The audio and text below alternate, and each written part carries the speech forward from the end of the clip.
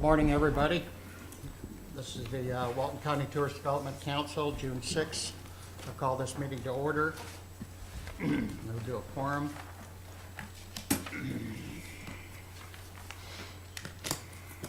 Matt Hagan. Here. Mark Hodgson. Present. Trey Nick. Present. Tom Cooper. Here. Jim Shirley. Present. Stacy Hamilton. Here. Tim Norris. Present. Jennifer Frost. Present. And Richard Veldman. We have a quorum. In fact, we have 100%. Thank you all for showing up this morning. It's lonely up here when you all don't show up, you know that. Before we start, are there any comments from the public? Seeing none, we'll move to the first agenda item, which is the approval of the minutes for the TDC meeting of April 2, 2019. Got some spelling here, I'm sorry? spelling errors. Yeah, we have them. Page 10, under Director's Update, first paragraph. Hang on.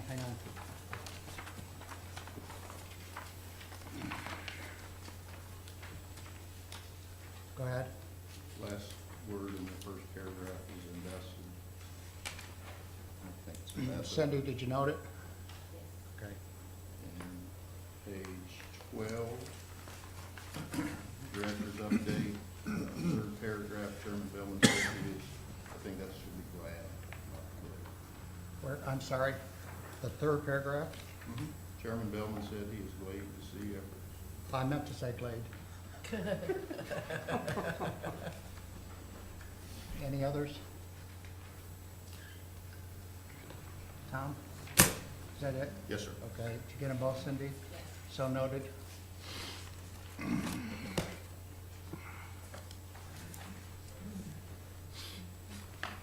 My motion to approve the meeting minutes dated April 2nd, 2019 with the changes as recommended. Second. I have a motion and a second. Any comments from the public? All those in favor say aye. Aye. Those opposed, motion carries. Thank you. Next item is the financial report. Jason, front and center, sir. How are you this morning? I'm doing well, sir. Thank you, Chairman. Don't call me sir, come on. It's habit. We're you know. way past that. I can't get away from it. I know. I appreciate everyone's time this morning. My name's Jason Cudshaw, the Director of Administration. I'm going to go over the past 2 months of financials for you, and so we'll have 2 requests this morning, one other one after the financials for the FY20 budget draft. So, first slide you see is their February financials, which includes the spend for the month and the balance. These numbers are supported in your financial reports that you have in detail in the highlighted section in February. We're 42% through the year with 46% of the budget spending. Spending is catching up as the year progresses, also for our preparation that we have for the summer months to come. Our March expense, we're 50% through the year with 58% spent. The pie chart again depicts 1 month of spending and the percent to each department. As you can see, marketing administrative is on top with beach operations close by. The next slide is a snapshot of the most recent month for March. We have bed tax collections at $6,951,620 year to date. Our anticipated revenue for FY19 is $25 million, so we are 27.81% towards that goal. Our bed tax collection in March was $2,315,935, and our retail sales was $8,170. So our total for March revenue is $2,324,105. And the next part is our reserves. Again, is broken down into each percentage. And our current total is $40,385,804. We did have a recent land purchase and also any months during the winter that we operated below our bed tax collection. That money is brought out and then put back later on when we earn more. Our next slide. Our TDT collection history, year to date, February, we earned $709,069. That was 13.22% higher than last year. In March, we earned $2,315,935, which was 2.39% higher than the last year. So for a total year-to-date of $6,915,620, which total is 11.83% higher than last year. So we believe, of course, the storm and the demand for supporting lodging played a key part, and a large increase in the winter months, but in the spring, we're already showing an increase, which is a great sign for the summer. And I just got April numbers in recently, and we collected $2,057,225. That's 17.85% higher than April of last year. So for the first time in a couple of years, for both March and April, we are up. So that's a great sign. And barring any questions for the February and March financials, I would like to respectfully request approval for the financials as presented. So moved. We have a motion and a second. Any other comments? Any comments from the public? All those in favor of approval of the financial report, say aye. Aye. Opposed? Motion carries. Thank you, Jason. Thank you, sir. Got one more item for you. It's kind of my Super Bowl time here. And for FY20, this is our budget draft request. This will be a request presented, the draft budget to the county finance for the 2020 operational year. Thank you all for your time reviewing this budget in detail with Jay and I. That means a ton to us because without that process and without your dedication to it, it definitely would be a whole lot more challenging than that. And it helped us vet out a lot of questions, and I appreciate it tremendously. These funds are earned, again, review-wise, the funds that are earned in FY19 will be budgeted and spent in FY20. So we must forecast using statistical data and trending numbers for the revenue earned. In FY19, we are trending to earn $26,853,000.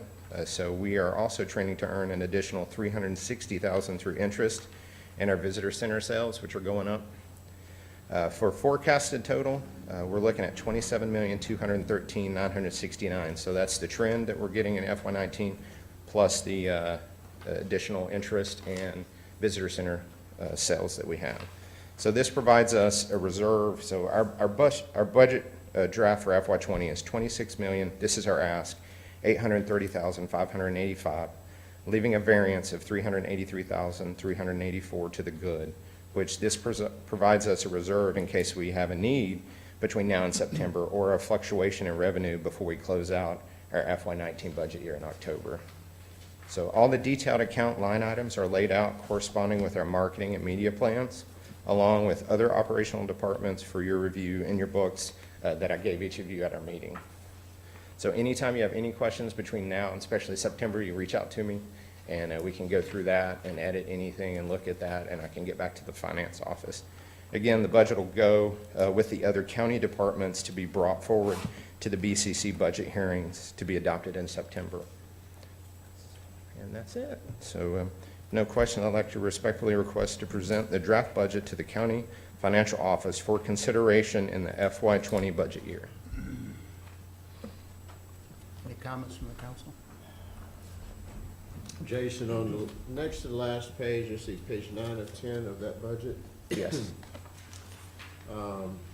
Tourist Development Council, you have $29,406,684. I'll have to look on that real quick.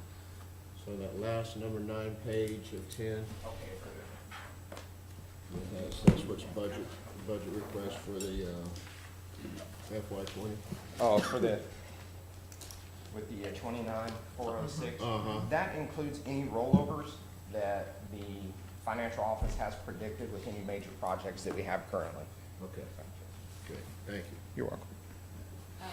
If I may, I would just like to thank you and Jay and your department heads for planning the individual meetings. Those helped a lot, especially being a new council member, to go through each line item, being able to ask the questions, and it was just very well done, and it was a great session. So I'd just like to commend y'all and thank y'all for Thank that you, Stacy. opportunity. Yeah, likewise, Jason, great job, you and Thanks, Jay. We've had some great interactive sessions together. These guys are really good at answering questions, and you know, when it's not right on the top of their head, they'll come right back to you with the answers. So I just want to ask one thing though and say that, so the new draft just landed on my desk yesterday. So if between now and the time that it's ratified, if we've got further questions as I go back and follow up on some of the, you know, things that were tweaked, Yes. I can always come back to you, right? Absolutely. Yes, sir. All right, good. Thanks for your 90 seconds there. I told him before the meeting, since he was the treasurer, he had 90 seconds. Perfect. There's a lot of work went into that. Yes, Thank it you. is. My compliments to you as well. Any other comments from the council? Need a request to approve? Certainly, I'll motion for us to present the TDC budget as requested. Second. All right, we have a motion and a second. Any comments from the public? All those in favor of the 2020 budget, say aye. Aye. Opposed? Motion carries. Thank you. Thank you, Jason. Yes, sir. Thanks, Jason. Kat from Zender, good morning to you. How are you? Great, how are you? Good. Catherine Andrew with Zender Communications. I am here to talk through the co-op advertising plan for fiscal 19 and fiscal 20, so that will be under the budget that Jason just discussed, and to request your approval. So the purpose of this plan is to offer our bed tax collectors, and as of last year, our non-bed tax collector partners, opportunities to reach larger audiences through paid media placements that they may not otherwise be able to place, so at a truly minimal cost to the partners. In preparation for this plan this year, we deployed a survey to all of the participating partners for 2018-2019, and asked them what they liked about the program, what they didn't like about the program, so that we could really make sure that we were adjusting it in their best interest for next year. What we heard from them is, depending on the property, they are interested in print versus digital, so we know that both are very important still. There was actually a request for more digital, so you'll see that that is in the plan that's within your packets. And then the sweepstakes program, we had an inkling that this may not be the best place for us to be, and that came through in those surveys. And then also when we look at our website traffic from sweepstakes entries, they just click around to a bunch of other sweepstakes and don't stay on the website and look at anything else. They're not truly qualified leads. So what we've decided to do this year, and you'll see this change in that plan, is to go to a different lead generator in digital for our partners other than sweepstakes. So we are proposing a Facebook and Instagram campaign that's lead generation specific for that specific piece. The other changes you'll see is an increase in digital. As I mentioned, we kept all of the print placements that are very important to our partners. We also increased digital for meetings specific, because that was a key thing that our meetings partners were also asking for, is more digital so that we can really track those leads that we're getting. And then one small increase in cost for participation is on the meetings side for print placements. Meetings print has historically been the cheapest opportunity within the program. We've increased that to match the weddings and the leisure cost for participation. And that is because with the meetings placements this year, we're doing a spread instead of just a full page ad. And on one side of that spread, the meeting property will actually get a lot more information to give to potential visitors. So they'll have a photo availability and 35 words rather than just a logo placement. So we're really upping what they're able to participate with. So we felt that that cost increase was warranted. Everything else is pretty similar to what we've done in years past, but I'm happy to answer any questions. Yeah, I'd like to ask you a Sure. question. When you sent out the survey, and I'm just out of curiosity, because there's so many bed tax collectors out there, what kind of response did you get? We got about a 30% response rate, and it was just partners who have participating in the current program. So it was a smaller sample, but we did get a pretty good response rate. It was about 7 to 10 partners responded.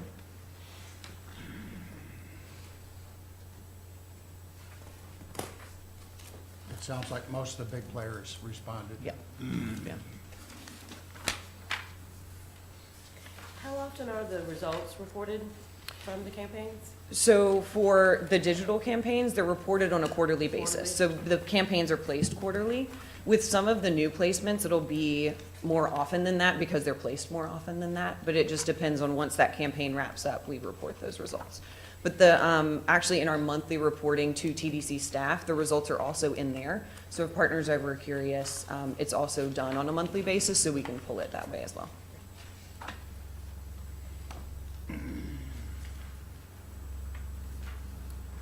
What is the total amount of the cooperative advertising plan that you're presenting today? Can you hear me okay? Yes, I can. Because I can't hear myself very well. The total amount at the moment is not identified because we can't figure out exactly how much we're going to spend until we know how many partners are participating in the digital piece of it. So we'll place digital advertising under the approved paid media spend for the year, but the percentage of co-op of that, we won't know until we know how many partners are going to participate. Yeah. Thank you.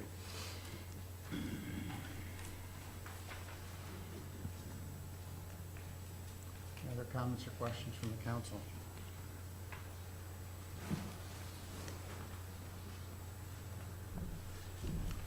None? I'm going to make a request. Good program. Yeah, Yeah, working. need to have someone make a request for approval of the co-op Make plan. a motion to approve. Second. We have a motion and a second. Any comments from the public? Seeing none, all those in favor say aye. Aye. Opposed? Motion passes. Kat, thank you very much. Thank you. Good to see you again. You too. Say hi to Mr. Zender for me.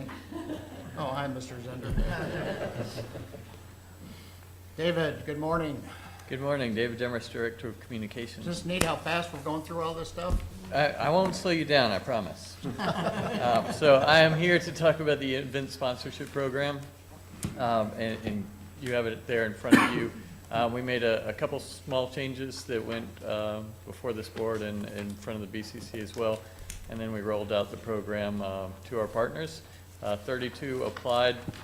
It was taken before the Events, Activities, Arts, and Culture Advisory Committee to be graded or scored.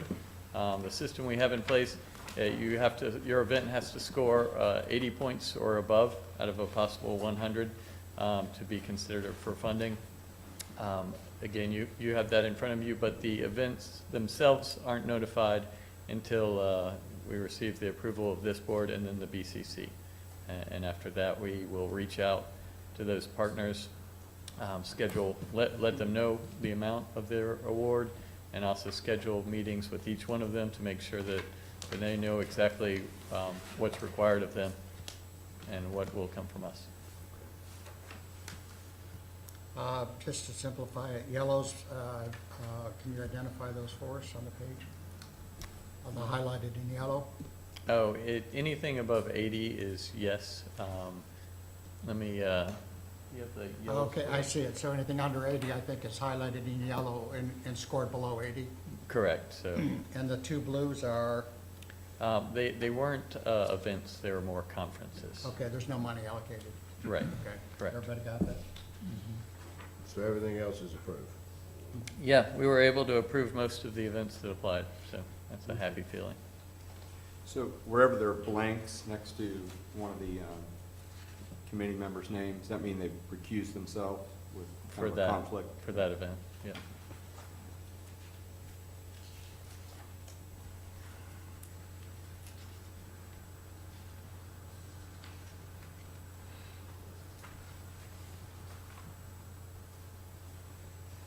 It's a nice lineup. It Yeah, is. should be good. And these are all programs that do a good job of getting the Walton County story out and reaching our audience.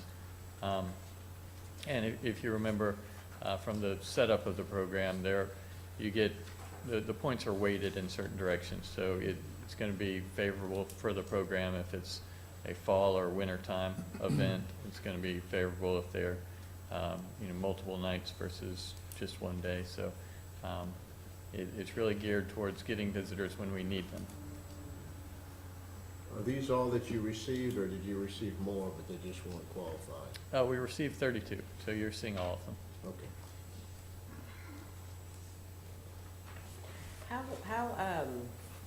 I mean, I know people got emails letting them know that the applications or the grants available to be submitted. Was that also sent out in the local newspapers and through a press release or anything, or was it mainly to your industry partners? Is to industry partners, so there's direct outreach as well as email. Okay.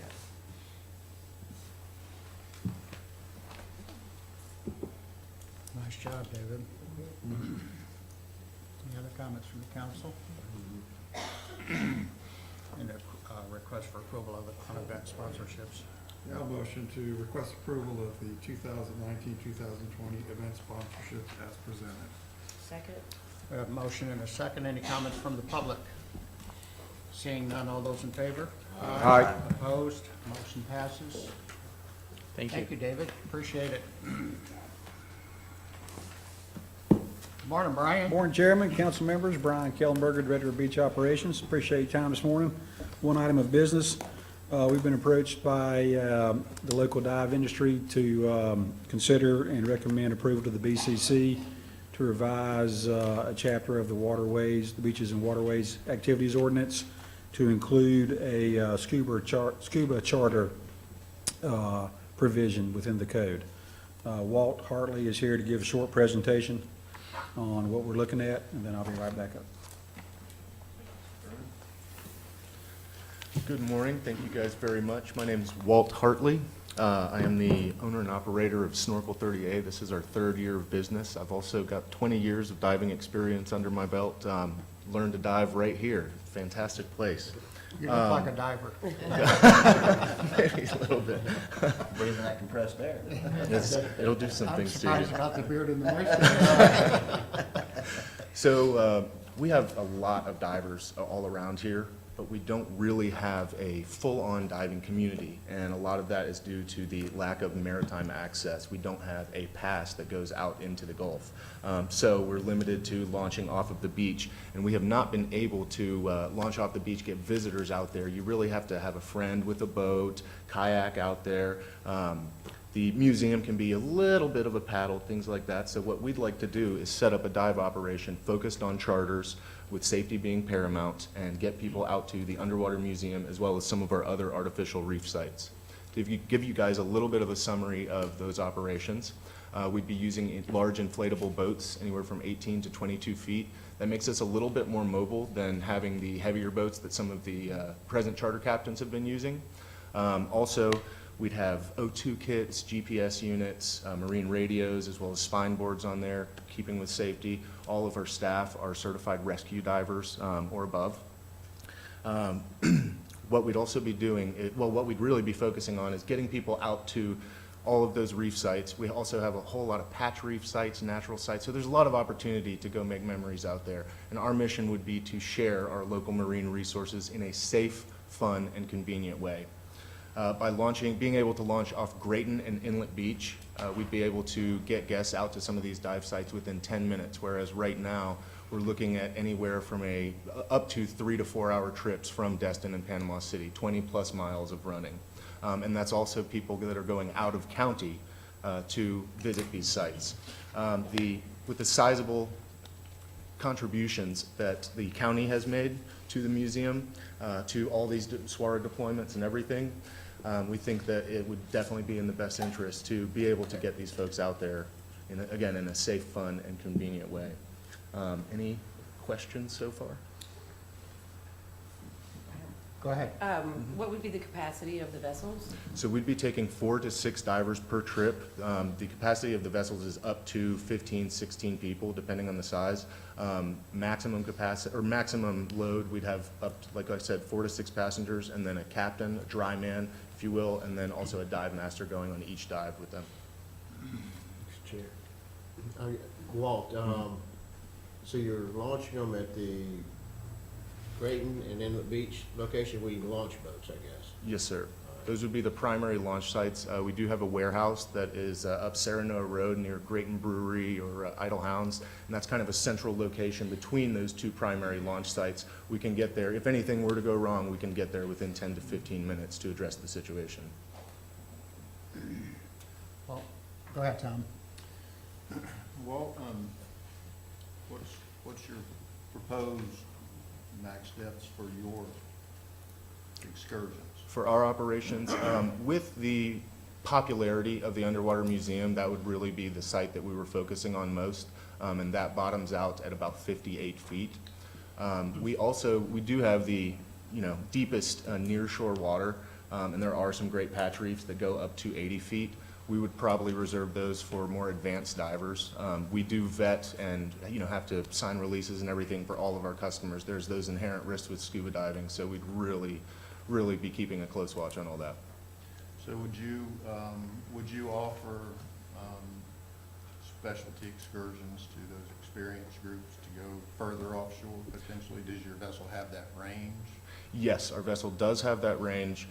We would like to kind of keep it mostly close into shore, just out of safety, kind of start things out slow as we're getting the bases covered. But yes, the ultimate plan would be to take specialty excursions out to about 80, 100 feet. Has there been any communication at all with South Walton Fire regarding decompression, sickness measure, response measures, et cetera? So we have started those dialogues, and actually had an incident, I believe, in 2017, possibly 2018. And I actually have personal experience working with the fire district, and we were able to turn a situation that could have gone very badly into really, really great outcome. And their cooperation was fantastic. We were able to work with them pretty seamlessly. And finally, Mr. Chairman, what about hunting, Hunting. So spearfishing for those? I'm an avid spear fisherman myself. In the interest of being able to get people out there and share our marine resources, we would rather not compete with the fishermen. We don't need any of the charter fishing permits or anything because we wouldn't necessarily be harvesting fish. That is something I'd love to talk about, maybe 5 years down the road, but want to start diving sooner rather than later. Thank you. Yes, sir. Mr. Chairman? Go ahead. No, go ahead. Are you affiliated with any sort of training or diving institute already? Yes, ma'am. I'm a certified open water instructor with PADI, the Professional Association of Divers. So is there anybody locally that you work with? So if somebody were to come in and make it a goal over a series of a year or two to become certified so they could dive the museum, is there a partner or an affiliation that you would recommend or you'd be working with? Or That we would be working with to recommend somebody to get certified for scuba? Oh, well, yes, we would be offering instruction ourselves. That's Okay. probably one thing I missed. We'd like to focus definitely more on charters, but this would be a full-service dive operation. We should have a compressor in operation, and I think it's going to be the first commercial one in Walton County. Here in about a month, we'd be able to service our own tanks, service equipment, possibly get into equipment rentals, but we'd like to kind of keep a close hand on everything, especially starting out, to just make sure that safety's up at the tip-top. So for now, the divers that you're going to be marketing to and that will be participating, these are all going to be certified divers with their own equipment? Did I hear that? Because you're not renting it, right? Well, we will have rental equipment available just to kind of fill those out. Most of them around here do have their own equipment, but we'd like to just give them that option, not, limit too many people out. It would be a very small inventory. We're really just focused on the getting people out there part. So what about, like, I got certified a long time ago and went on several dive trips, and then I just kind of gave it up. My ears were I was always having trouble equalizing. But what I've heard about certain places you can go down to the Keys and go down to the islands where you can be really a novice and know nothing about it, but they'll rush you through a kind of a training program and get you out on the boat. Are you proposing to do any of that, or is this going to be strictly for certified card-carrying divers? The museum trips would be strictly for certified card-carrying divers. I am a full cave diver myself, so have a huge focus on safety and doing things right. We would definitely, like I said before, be vetting all these people, making sure that they're good divers, even testing their abilities beforehand. And that's where the snorkel reefs are a very convenient spot. The max depth on most of those is 20 to 22 feet, so still in one atmosphere, but we could take them there for training, and honestly, that's right on the way out to the museum. Got it. So somebody could not be certified, but if they want to go snorkeling at these lower depths, they can. We do the snorkeling tours, and that's something we would plan to continue to offer. There is an option that is endorsed by PADI, was created by PADI, called Discover Scuba Diving. We're probably not going to get into that in our first year, but that is a way to take uncertified divers on very shallow, safe dives in calm water and kind of give them that experience to see if it's something they'd like to take further. Good. Go ahead. Walter, you can have more than one boat or two? Right now, we're planning on just starting with one, but we'd love to, we're anticipating a lot of demand for this. So we've kind of signed up to go ahead and have 2 boats ready, but right now we only have one we're operating from. Yeah, what I see is that we're recommending to approve the ordinance. So I assume the ordinance isn't just for your company, it would be open to any commercial? That's probably a Brian question. So, yeah, all great questions specific to one company, but the request today is to amend or revise the Waterways and Beaches Activities Code to allow for charter scuba permits So would, to launch. so the question is, would everybody be required the Right. same rules that he has? And obviously, I'd love to see Right. the ordinance of what the changes are to the ordinance. Correct. So currently, we have a provision for charter fishing, and it has requirements, rules and regulations specific to that industry. So part of this request would be to establish those rules and regulations specific to this industry by a committee of stakeholders. And then, so that would be part of the request for recommendation to the BCC. Brian, just to clarify, so what we're doing today is asking for a request for funding to the Cultural Alliance, and Walt is just being a spokesman for the industry. No, Mr. Chairman, we're back on 19-0170, which is merely a recommendation for consideration of the BCC to revise the Beach Activities Ordinance. So all you're doing today is either making a recommendation for the BCC to consider revising their ordinance or not. Now, they can take up a revision of their ordinance, even if you say we don't recommend it, but this would be one path for them to consider it. You don't actually propose language. That's not what you're doing today. You're not reviewing an ordinance unless the BCC specifically asks the TDC or one of its committees to. We never get into ordinance language on these areas. But when we see issues that come up through our committee system, either beach management, destination improvements, I believe both of those took this one up, we will often send a recommendation to the BCC for them to consider beach activity ordinance amendments because we're dealing with it firsthand. So that's how this comes before you. Mr. Hartley here is making a recommendation, or just basically presenting what his company does. As Jennifer pointed out, this applies to anybody who would be doing scuba charters. So this wholly separate from people who want to focus solely on the Underwater Museum of Art. Any new company could come in and have an entirely different scope than his, but we're saying we want to include that in the Beach Activities Ordinance so they are covered and they are regulated by the ordinance. Gotcha, thanks for that. And that's your recommendation, if you want to make one.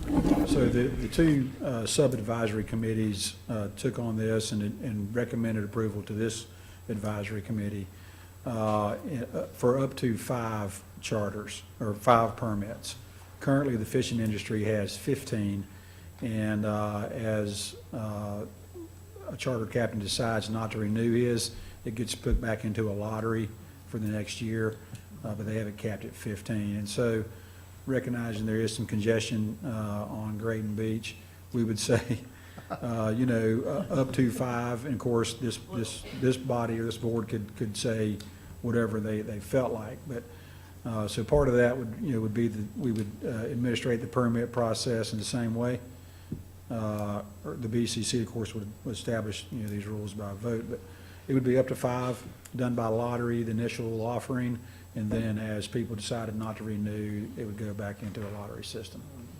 But all the rules and regulations to be determined by committee of stakeholders. So that's the request. Any other comments from the council? Tom? I would just like to say, I've been there out many years ago, and there's some really, really cool places off of Grayton Beach. And they're hard to get to by the diving community simply because of the range that you gotta go to get there from Destin or Panama City. And I think there's some really cool stuff maybe moving in the works for the future, the diving community out there. And I would move to recommend, as recommended by Brian, the 5 permits added to the ordinance for the scuba diving. Just one additional comment. Going through this whole process of the Underwater Museum, when Alex first brought it up, most of us, I think, were a little bit hesitant about how popular it would be, who would visit it. some people in the community laughed about it, saying, you know, what's an underwater museum when no one can see it? And, but, you know, the response has been tremendous. I just want to make that comment to the council, is that the response to the underwater museum has been unbelievable. I don't think anybody anticipated the response. Was it National Geographic that picked this up? Yeah. National Geographic. Yeah, and a couple of other noteworthy. So it kind of put us on a map in a new direction, and diversification is the key to tourism, I think, and so I just wanted to make that point, that even though we anticipated a few years ago that this might not fly, and we're even hesitant to do the initial funding, it turned out to be a really good move, and so I just wanted the council to have some past history on it, so. Okay. Mr. Chair, I'll second the motion. All right, we have a motion and a second. Any comments from the public? Jim Richard, good morning, sir. Waiting for this moment for a long time. Jim Richard, R-I-C-H-A-R-D. To your point, it's very visible from National Geographic, USA Today. NBC came out and did a video shoot with us last week when we had a deployment, and the first question is, how do we get there? This is the next piece that's necessary for us to continue the effort for not only UMA, but the underwater SWARA, the South Walton Underwater Museum of Art and SWARA. So thank you. You bet. Thank you, Jim. Any other public comments? All right, I need a motion. We have a motion and a second. All those in favor? Aye. Opposed? Motion carries. Thank you. Thank you, all. Chairman.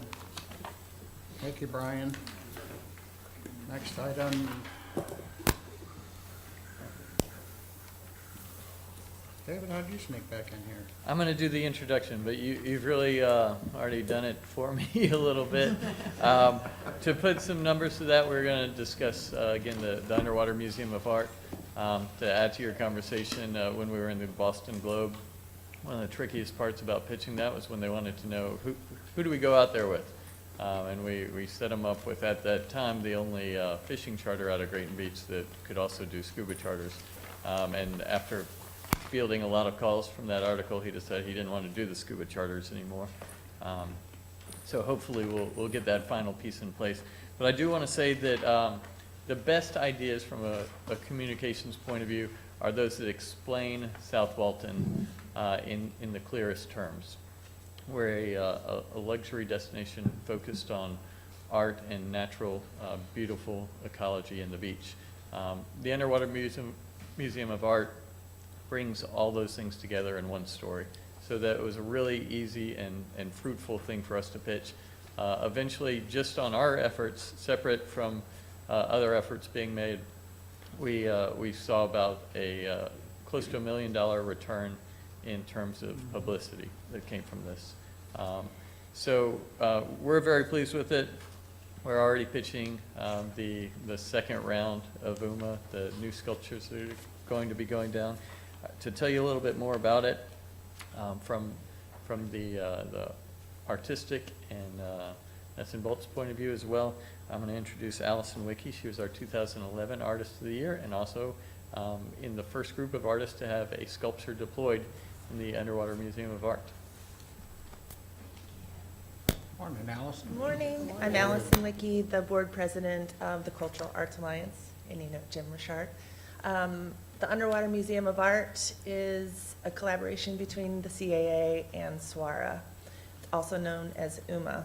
And a year ago, you know, we were here, we presented to you, and on June 25th, we deployed our first 7 sculptures, and it was magical if anyone got to see any footage of that. So this year, we're getting ready to deploy 12 more. And we're here today to request your support again. Let's see, what would you like to, for those of you who aren't totally familiar with the Underwater Museum of Art, it's the first one in the United States that's permanent. It's, sorry, I'm a little bit nervous. Sorry. Please You're go ahead. okay. Okay. Yeah, Hey, it's Allison, we're a lot more nervous than you are. yeah, They have to make the decision. It's easy for Okay, us. well, This- we really appreciate your support and just seeing how it's blown up and seeing the multiple layers that come with it and your support in getting Walt out there to be able to take people out to this Museum of Art is a huge step for us also.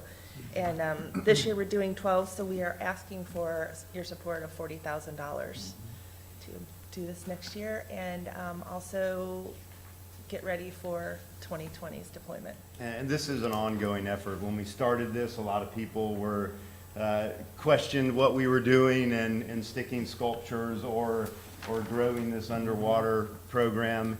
And fortunately, it is beautiful. It works great. It does create habitat for marine life. It also creates interest worldwide. We've had national and international interest. I think fortifying the TDC's mission to promote this area. I think David just demonstrated that you can't really buy this type of advertisement. This is something that is truly magical. And so this is an ongoing effort. So you will see us here this year and probably next year. And if you have the opportunity to come to the fundraiser and come to the deployment party to see these sculptures and meet the artists before they're deployed, and then take the opportunity, if you can, to go visit them underwater. It really is magical, and they are highly visible because they are promoted all over the world currently. Are these sculptures on display somewhere in the local area before we deploy them into the Gulf? Yes, so we had a party on May 9th, fundraiser, and as many sculptors that can make it will have their pieces there. So this year we had 7 on site, a couple arrived later, but they'll all be at Walter Marine in Orange Beach the days following up to the deployment. They were at the, Were they at the Grand? Were they at the? Grand Boulevard. Mhm. So you can really see the size and I scale. want that diamond. And that's an annual event, so it's the kickoff for for CAA's Big Arts Quest event, and they're on display there. It's also in close proximity to the beach, the deployment. So last year, a lot of people were out on big boats, but there were plenty of people out on paddle boards and kayaks and to watch the deployment. It was pretty interesting. And there's also just a really great social media presence where each sculptor and each piece is featured on a pretty regular basis. So if you can't physically see them in person, they are well represented socially on Insta and Facebook. Yeah, and a couple of things. If you would, make sure we get an invite or something like that. I did see it, but I was out of town, so I would love to have been there. Your approval, or you're approving this to send it to the BCC, will give you 20 complimentary entries. We'll get you a nice table at the event with plenty of a lot when you're up here. boat drinks and yacht rock playing music and the whole deal. It's a lot of fun. Another thing is That sounds like Washington, being D.C. being one of your original supporters, I thought this was a good idea, because we were looking at going to the snorkeling aspect of it anyway, and I thought, well, what the heck? So you really have just made it just blossom like you wouldn't believe them. I'm very proud and very, very excited for the continuing of the program. The third thing is the storm that we had, Hurricane Michael. What happened, if anything happened to our? Basically, the pieces were untouched. There's, we went down thinking nothing was going to be there, or things were going to be on their side. I was expecting possibly something to wash up on the, but finally people made it down and it was okay. There was one piece that had a little bit of damage, but I'm not fully sure. It was completely structural, and as we put new guidelines out for this year and for future years, we learned that there are certain things that need to happen when creating the sculptures. And it was the pineapple that it's pretty amazing that it kind of laid over, but it was not structurally sound. But it's still down there. It just laid over a little bit. Yeah, and it actually has some of our most interesting sea life that's down there is inside the pineapple. It's called the lane pineapple now. Yes, but I like to think of it as the memory or the scar of the hurricane, so it was actually kind of cool. But this year, we made our pieces have 85% concrete, so that nothing's moving. And there hasn't been any subsidence or anything. They're all really still Yeah. look really beautiful. Are If you they go down anchored? and see her sculpture or Justin's great big deer down there, and they're all really, really cool. They Are are they on anchored to a the seabed? 6-inch thick slab of concrete. But are they anchored to the seafloor? No, It's that's just their- the weight that's that their keeps them anchor. there. Mhm. I got you. Wow. Well, that was one of our concerns, and I was just curious, so everybody would know, how they did fare during that storm. We passed the test, and the same with the Yeah. snorkel reefs and all the near shore fish dive reefs seem to be unharmed. Okay, good. Yeah, I This- recommend if you can see the deployment, if you can't be out on a boat, watch from the beach. It's an unbelievable, just seeing them from the barge drop the pieces in, it's just breathtaking. Additionally, Walt is on the board of SWARA and also on the advisory committee for UMA, and so he has a video company, and so all the video footage that you see on our website and that is promoted comes from Walt, and it's a great way to visit the sculptures, and additionally, I would foresee a video tour of them coming soon, and especially after this next deployment, we've increased from 7 to 12, so we're really gonna have something special to spend, a full tank down there, so to speak, and really enjoy it. David, do we have any national media invitations that have been extended for the deployment itself? I know it's kind of hard due to weather and if it has to be moved back, but, I mean, what an awesome opportunity for a national outlet to be out there. Yeah, and we're happy to help support that in any way we can. The difficulty is that you can't tell them what date Yeah. it's going out on, so wherever we can help. What we did this time was that we made sure we were out there capturing video and photography, and then we could send that. And so that was the feedback we got from a lot of the agencies that we were reached out to, was they said, if you can't tell us which day, just Right, you can't send be us there. the images and we can go from Okay. there. Additionally, I'd like to say that when we did a shoot with NBC, and it took about 6 months to get all of the pieces in place with insurance and get everybody happy and all the big companies, lawyers and everybody, so it's a really difficult process to get them on site, especially at an unknown date. Right. Hey, Mark, you have a question? Comment? Well, yes, I have to be transparent. Initially, I was a skeptic, and now I'm a big believer. So congratulations. Yeah. The media value and exposure has been absolutely incredible. So with that said, I'd like to recommend to the BCC to approve of the request for $40,000 in funding for the Underwater Museum of Art. Thank you. You're welcome. Second. Can I ask you a question? Absolutely. I didn't get my finger up. What's the process and who's responsible for maintaining, I'll just call it cleanliness, because today it looks like a pineapple, but in 2 years it'll look like just a rock with the growth. We actually have a good, with Emerald Coast Scuba Company in Destin, they've adopted our site, and they go out at least once a month, and I feel like a lot more than that, and they've adopted it as a cleanup site. And we also, the South Walton Artificial Reef Association also monitors the sites, and in our, that portion of it's not fully funded, but we dive it fairly regularly and always clean it up, and this grant also provides for some of that. Now, the sculptures are designed to grow, and we won't go actually clean the marine life off of them. They'll evolve, naturally with coral and with fish and all that, but as it relates to debris and trash and plastics and all those things will be removed from them. Thank you. Nice job, guys. You relaxed now, Allison? Thank you. Yeah. All right, we have a motion and a second. Is there any other comments from the public? Good morning. State your name for the record, please. Thank you, Chair and Council. My name is Lee Moore, and Allison, I've been doing this for several years, and I still get nervous, so doing it frequently. But I just want to express my support. My support was kind of went unsaid for the previous agenda item with scuba charters, because I chair the Destination Improvement Committee, and we unanimously recommended it to you. So for consistency's sake, just wanted to point that out. I'm with Howard Group, and I'm also the president of Scenic Walton.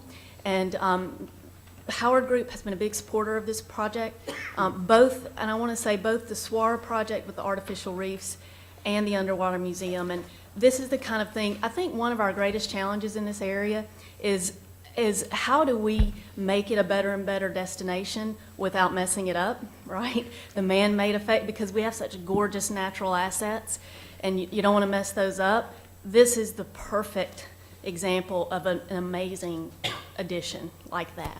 So just wanted to express my support. I want to thank this body as well as the Board of County Commissioners for the past support for the first installation, also the whole reef project, which has made this all possible, and hope that you'll approve further funding through the years and today. Thank you. Lee. Great, thanks, Lee. Any other comments from the public? Seeing none, all those in favor say aye. Aye. Opposed? Motion carries. Thank you, buddy. Jay Evans, are you up next? Okay, I say so. Good morning, Jay. Good morning. Jay Evans, Executive Director of Main Street, DeFuniak Springs. This morning, it's a very, very cold, 85 degrees outside, so let's talk about Christmas. So today I'm here to present a little bit about what Main Street DeFuniak Springs wants to do for our Christmas program. As many of you know, throughout the several decades, there's been a group that's put Christmas lights up around our historic Lake DeFuniak. They call it Christmas Reflections. But much of the rest of the town, especially our downtown area, has not been decorated for Christmas. A year and a half ago, Main Street DeFuniak Springs started, and one of the main things that we said that we wanted to do was draw more attention to our downtown, to our vendors, but also just to that third space to invite people in to enjoy what we have to offer. So over the last year and a half, we've done a lot of revitalization to our downtown. We've had a lot of new businesses that have come in. We're doing a lot of replanting and streetscapes, hardscapes, making sure that our downtown we're putting our best foot forward for our community. So one of the things that we've decided to do this year is to launch Main Street Christmas. So as the slide says, all we want for DeFuniak is a Main Street Christmas. What we're going to do, we're going to kick off Christmas in downtown DeFuniak. Oh, I've got a clicker. Look at that. All right. So we're going to kick it off November 30th. November 30th is National Small Business Day throughout the United States, where we as small communities and small businesses, we celebrate shopping local. And so last year was the first year that we did our Shop Local. It was the first year that we've ever had a Small Business Saturday in DeFuniak Springs. We didn't really know what to expect. We had, at the time, we only had 7 retail spaces. All 7 were open. We had over 150 people that showed up to shop locally downtown. And when we did our post surveys, 6 of the 7 businesses said it was the busiest day they had had all year. So we were really pleased with that, and we did it with a budget of $212. So we feel like we might be able to make a little bit. No, $250. So we think that by putting a little bit more money into the project, growing as we grow as an organization and growing as we do as a downtown, that we can make a greater impact, we can attract more people in, and we can support our small businesses and our local economy. So one of the things we're going to do, as it says, Small Business Saturday, we shut down Baldwin Avenue for drive-through traffic. We want to make it a third space, pedestrian, walkable avenue, so that as people come in, they can park on one of the side streets, they can come out, they don't have to worry about their kids running around, they don't have to worry about anything other than having a good time, shopping, fellowshipping with one another, and experiencing Christmas. Because I don't know about you guys, but my children start looking forward to Christmas on December the 26th for the next one coming in. They already have their list made. So one of the things that we're looking at is making sure that all of our businesses that are open for the shopping experience. We're also going to set up pop-up markets on Baldwin so that we can invite other vendors in. We want to make this a Christmas village for the entire day. So we're going to do that. We're working with a company to come in and have Christmas music throughout the entire downtown, just to put everybody in the mood. make sure that we're having a great time. We're going to have hourly giveaways where we're working with our local businesses to provide some of those giveaways.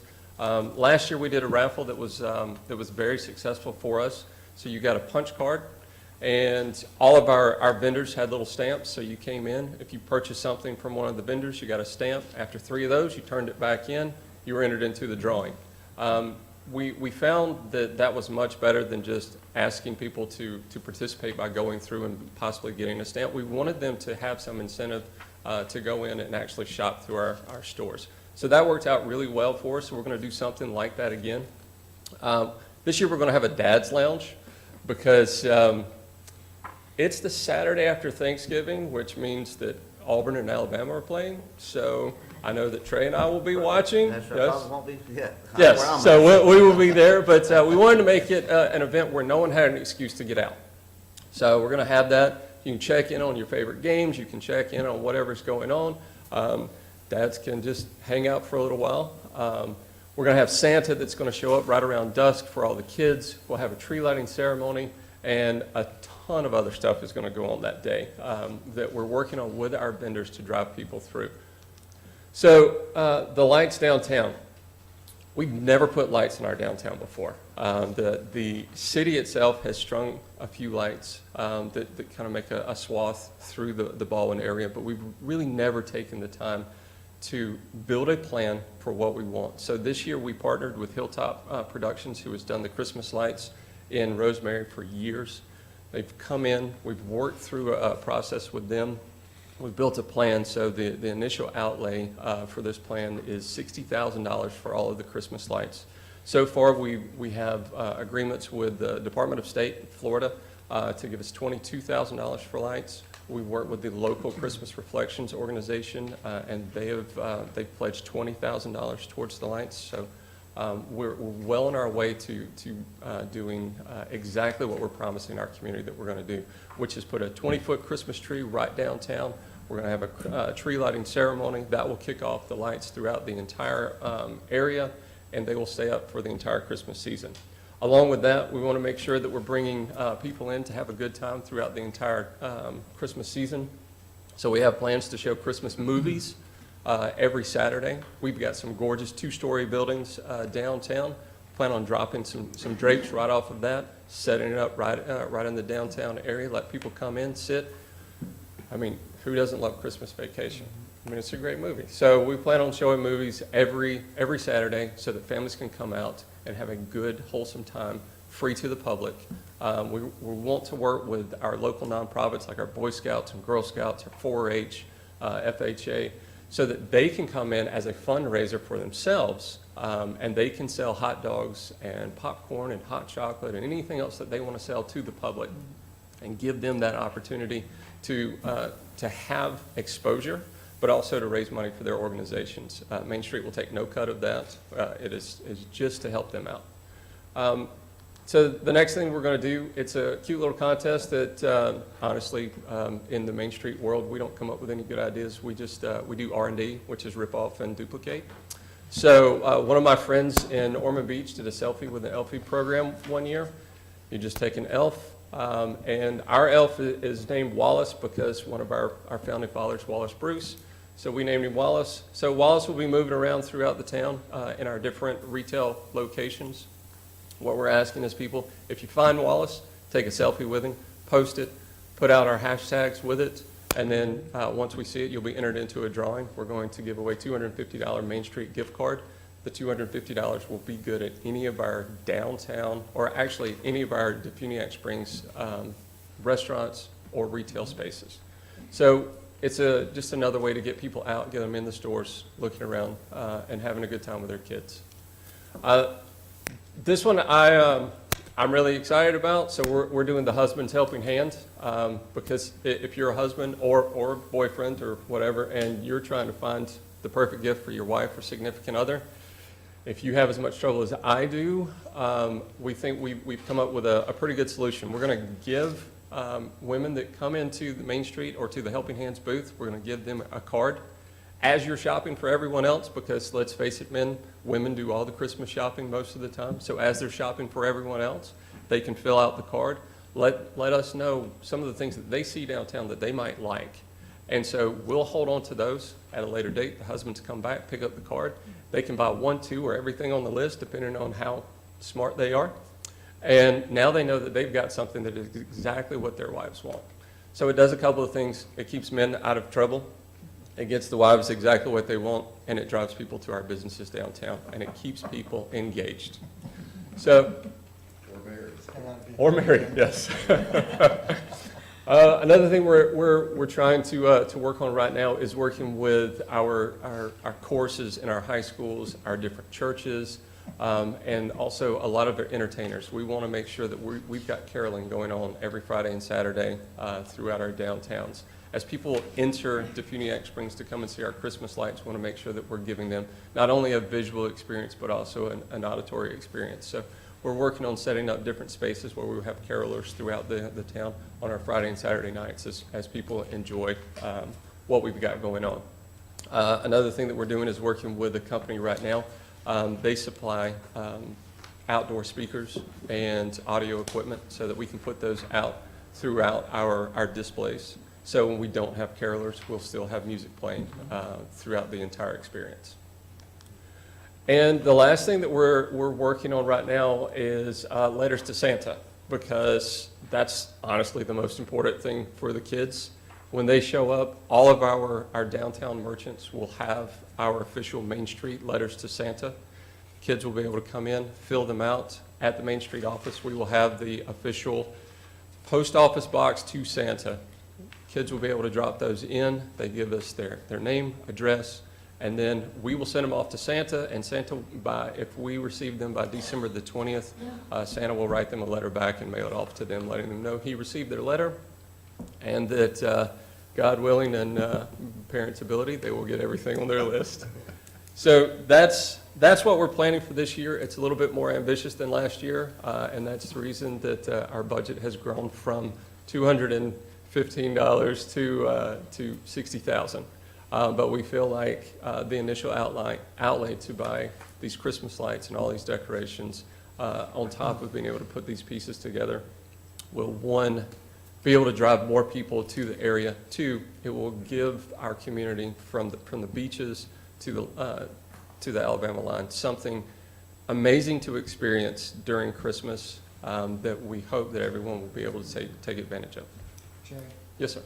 Just for clarification to the council, who do you represent?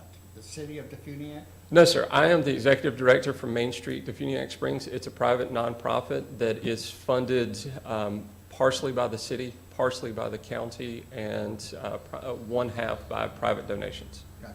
Yes, sir. Thank you. I just wanted to clarify that for everybody. Yes, sir. You're not the mayor or anything like that?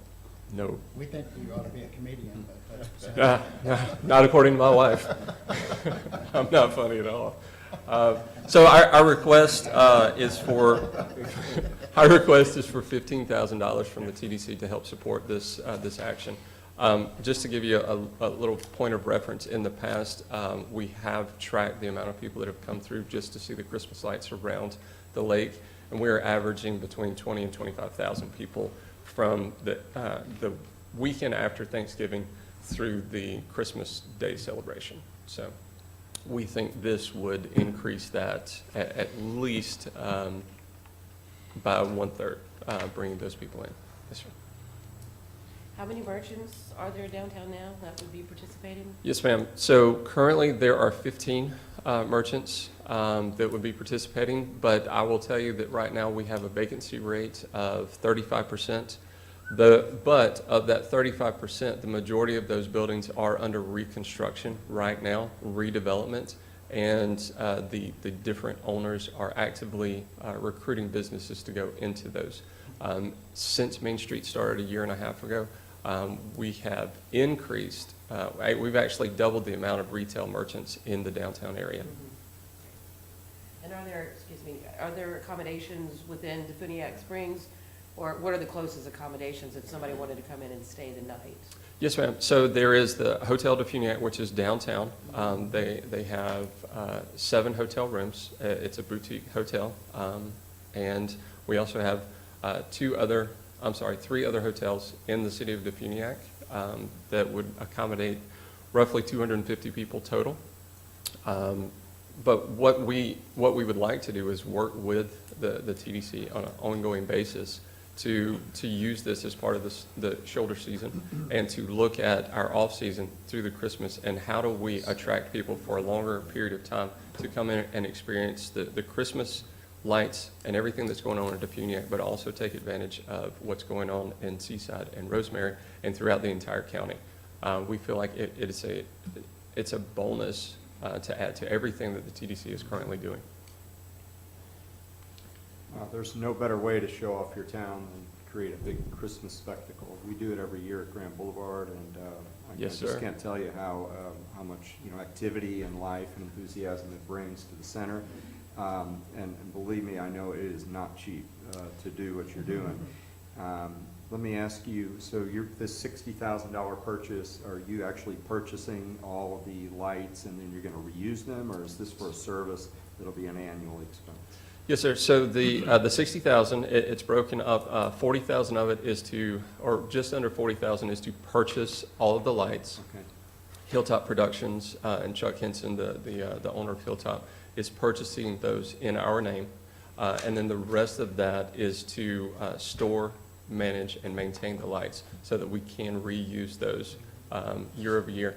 And he projects that most of the lights have anywhere from a 3 to 5 year lifespan.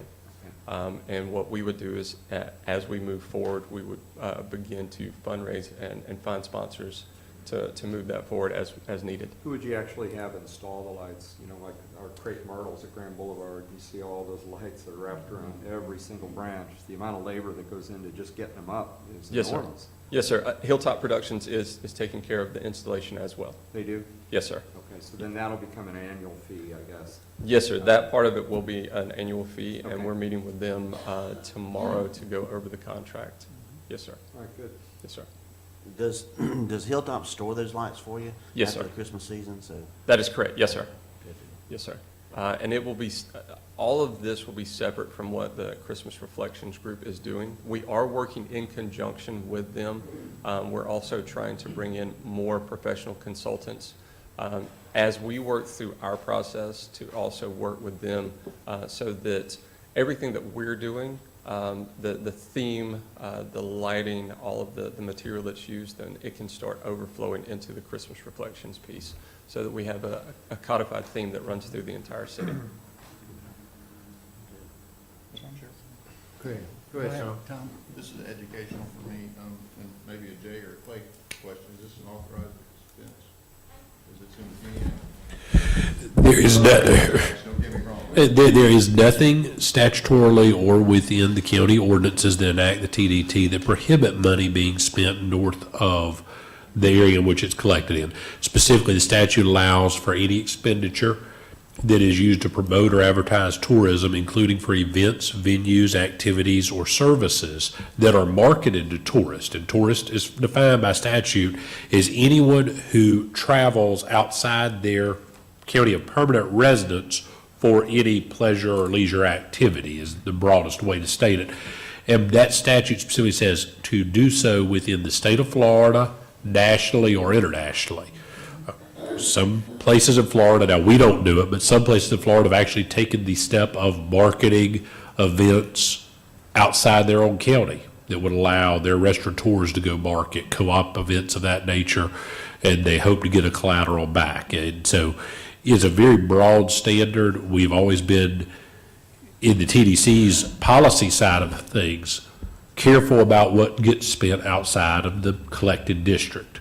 But is there a legal prohibition? No. So it's a policy decision for you on that issue. There's nothing that directly prohibits it from occurring. Certainly, the statute's written in a way that would allow for it, and our ordinances don't prohibit it. I would note the TDC has, and this council in the past, has previously approved event sponsorship money to go north of the county. So that has happened before. There's been money funded to the Biophilia Center at one point in time under the Nature Center provision of the statute. So it is not uncommon. It is just not the most typical use of funds. Thank you for the clarification. Any Chair, other comments? Jay, it's, back in the day when my kids were growing up, we would take our kids up to the lake to go drive around the lake. And then this was a thing that we did forever and ever. We had friends that came from out of town. That was an annual thing that we did. Now that some of them have grown up, my kids in particular, they live in other states, they come back and it's still a ritual to go up there. So it's very interesting that, and I see that the DeFuniak is putting some money and some effort into reviving the downtown area and reviving DeFuniak, period. Now, there is some growth up there, and I think between South Walton and basically just marketing this program and this particular Christmas venue with the tourists, I think that's something else that they can add to their list of things to do, because it is incredible. I mean, we literally would put a cooler together right up there and just drive around that lake a couple times, and just everybody's having a good time. Kids love it. And if you have that little extra venue of shopping and stuff like that down there, and the lights, it would make it more appealing to the families to come and enjoy.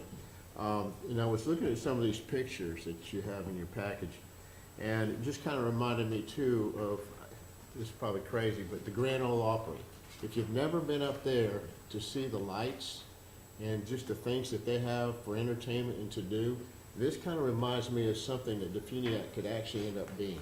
Yes, sir. Part of. And it would be a destination at one point in time for people when they come down here to go up there and spend the evening or day or whatever and have some fun. They even had an ice skating rink at a Grand Ole Opry. But so, yeah, I think it's a good idea, because not only is it just us down here, but it's even family that's moved away and comes back still wants to go to it. Yes, sir. But thank you. Thank you. Any other comments from the council? Mr. Chairman, I move to approve the $15,000. I'd like to have a comment. Phoenix County seat, Walton County, not South Walton, not North. And I just want us all to think about that before we vote. This is our county seat, but, you know, and personally, I couldn't think of a better thing. Sometimes there's more than one bridge between the south and the north besides 331. And sometimes it's good to gap that bridge between the two communities. And I think this is probably from even in a civic public relations gesture to kind of pull us together a little bit. That's my only comment, I think, from even just that standpoint alone, let alone everything else. I think it's a great gesture to the county seat that we all recognize as the county seat for Walton County. And it's, in my opinion, it's just a great way to kind of bridge the gap between the two that have not always gotten along in every instance. So. It's really simple. Ho, ho, ho, Merry Christmas. No Grinches, let's get this done.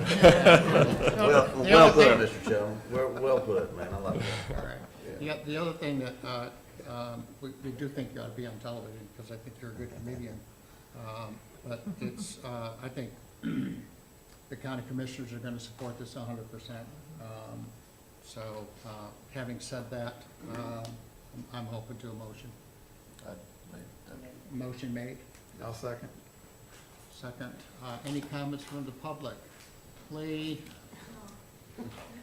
You can tell by the tone of my voice. No Grinch, no green. none of I'm that. quick, all right, at least. I'm going to pop up a few times today. Thank you, Council Lee Moore. I just wanted to express my support personally, as well, just to give you fair warning, during public comments, I'm going to come up again and talk to you about the organization I mentioned earlier, Scenic Walton. There's a tie here in my mind because Scenic Walton is the former Scenic Corridor Foundation, and I'll go into that later in public comments. But our board has decided to expand our reach countywide. We were totally focused on US 98 and 331 south of the Bay, and so we changed our name to reflect that. And I just feel that there is a growing momentum. I'm going to play off of some of what you said, Mr. Norris, and you said, Mr. Veltman, to bring this county together more. I agree with you, Chair. I think this is a wonderful and inexpensive, quite honestly, within the scheme of things, way to do that. One way of many that needs to happen. it's so fun. These meetings are getting more and more fun for me, by the way. I don't know about for anybody else, but this is fun, good stuff. It's fun to watch a community reinvent its downtown, and thus reinvent itself. And I agree that I think it adds something for tourists to do and we want to build our off seasons. They're less and less off, but that time of year is a slower one. And so I think it has a great nexus to tourism even in the South End. And I also think it's healthier in a lot of ways to support these things, to bring the county together, as I said, to economically diversify. To make the community healthier. When we're all working together on things, I think that's positive and better than when we're not. So I just wanted to express my support, and I've been so impressed with what Jay and his organization, his board are doing up north, and I think it's just wonderful for our county as a whole. Thank you. Thank you, Lee. Gosh, you did it in under 2 minutes. I can't believe it. I just have one quick question. Jay, how big is your staff? Is it you? I have one other employee that started yesterday. Congratulations. Yes. So you doubled in size. That's great. I did, Great yes. growth over there. I did. But we have I will tell you, I have a wonderful board of 11 members, one of which is here today, Ms. Amanda Beerbaum. Wonderful board that is a working board, and several members of the community that have volunteered in a myriad of activities that we've already produced. Okay. Did somebody make a motion? Yes. Do we have a second? All right. Any other comments from the public? All those in favor say aye. Aye. Opposed? Motion carries. Thank you very much, Jay. Happy 4th. Let's see, Dawn, how are you this morning? I'm good. How are you? Good. Good morning, Chair and Council. I'm here to give you some updates on the group sales activities. Last week, we attended Georgia Society of Association Executives in Greenville, South Carolina. This was a great opportunity to continue our efforts in securing business from GSAE, with Sandestin having just hosted the event and showcasing our area so well last year. We had an exhibit booth. It was a drop-by format, not scheduled appointments, and we were busy with a lot of interest being shown for the area. Upcoming, one of the new initiatives that was developed in our 3-year strategic plan was to create revenue-generating efforts around the film industry. So one of the first things we'll be doing is attending back-to-back conferences in LA this week to get a better idea of what the expectations are, how industry provides funding, how producers get funding, and then we'll follow up on that trip. We'll begin more detailed work on developing our plans and actions on going after that particular revenue-generating segment. We'll attend Cvent Connect July 8 through 10 in Las Vegas. This 3-day event features education sessions, networking events, a trade show with pre-scheduled one-on-one appointments. Sandestin will be sharing that booth opportunity with us. We attended last year for the first time, and it was a strong show for us, so we're anticipating another successful event this year. That'll be approximately 35 scheduled one-on-one appointments. So since we are about halfway through the year, I wanted to provide a year-to-date update from Cvent on how overall leads and definite revenue is trending for South Walton. I am happy to report that we have very good trends in our year-over-year change in some important metrics. I want to direct your attention to the very first line, which is unique RFPs, meaning unique people who have never sent us a lead before to South Walton. You'll see that last year, this time, we had 171. We've grown those unique RFPs to 185, so a 7.6% increase in leads. Where the big blue arrow is to provide some attention to the next thing I'll go over is the awarded RFPs. Last year, this time, we had 15 definite RFPs. We've grown that to 27 definite RFPs this year for our partners, which is a 44.4% increase. And more exciting news right below that, last year it was equated to 3,772 room nights. This year, 8,027 room nights, which is a 53% increase. And $1.3731 million in revenue.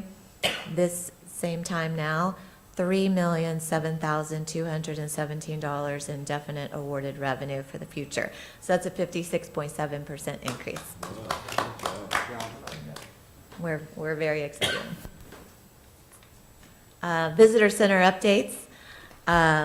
March, we had 1,861 visitors, which was a 12% decrease over last year. In April, we had 1,251 visitors, and that was a 10% decrease year over year. Year to date, we have welcomed 10,069 visitors, which is an 11% decrease from last year. And our merchandise sales continues to be strong. March, we sold $8,170 in revenue. It's a 3% decrease, but remember, those of you that were on council last year, we had a 78% increase last year. So 3% decrease, I'm not really that worried about. Over $8,000 is still a strong number for sales. And in April, we sold $8,147, which is a 16% increase year over year. Our new website that just launched, we've repositioned the store. We've added some additional descriptions. So I think I'm encouraged that our increases will be even exponentially more in the coming months. Any questions that I can answer? Congratulations, nice job, kiddo. Thank you. Thank you. Hi. Hi, you can stay here for a second. Oh. I just, Hey, we didn't ask you to get out. well, I have a little announcement, and I told Dawn I was gonna do it under my section, but I think it's more appropriate to do it under her section. And unfortunately, it's sad news. Dawn is leaving us. She resigned earlier this week, and next Friday will be her last day. She's going back to Atlanta. So she has some personal things she needs to take care of there. She has a aging mother, and you know, any of us who have aging parents know that's a challenge to deal with. So anyway, I just wanted to thank Dawn for her service to the TDC. She's done, you just heard the numbers, she's done an outstanding job, you know, working with her coworkers within our organization, leading her department, and then also reaching out to our partners. She's done a fantastic job reaching out to our partners. And so I just want to say thank you for your service, Dawn. Appreciate it. It's been a great 2 years. It's this team at the TDC is just amazing. Not only because they're so supportive and nice, which is, you know, important these days, but so hardworking, and everybody's pulling towards the same vision, and a lot of it obviously has to do with great leadership in Jay, and I appreciate the support of the council as well. I will continue to be a great ambassador, obviously, for this area. And I'm keeping my condo, so I'll contribute to TD2 taxes too. Thank you. Gonna miss you, kid. David?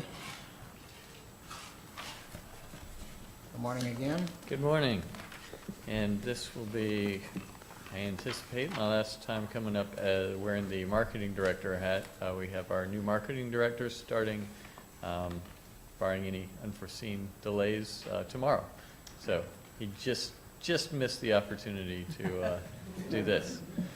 Not intentionally. Sure. So the marketing, we typically, as we head into summer, we back off of paid media a little bit, so you can see a slight decrease there in terms of the unique visitors per month to our website. But again, not unanticipated. Following that, you see as well that our number one source of traffic becomes organic search, so people are finding the website by searching for it rather than being driven by those extra ads. So that does go to show that the ads we place do their jobs. If you look at the impressions, we also didn't have a co-op for April.